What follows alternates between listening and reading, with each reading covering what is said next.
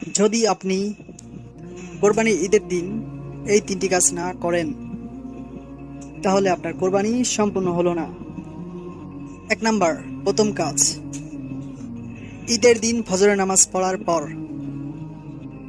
কোরবানি করার পর যে প্রথম খাবারটি খাবেন সেটা যেন কোরবানির গোশত দিয়ে হয়।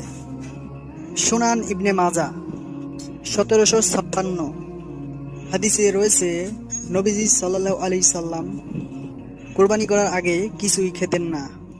দ্বিতীয় কাজ, ঈদের নামাজ কোরবানি করার আগেই পড়তে হবে।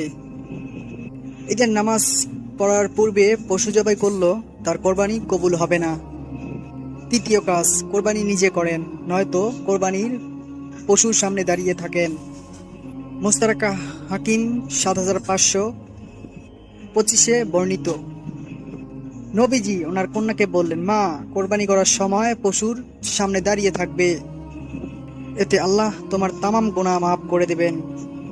আশা করি বুঝতে পারছেন কোন কোন বিষয়টি করলে কোরবানি কবুল হবে না বা সফল হবে না।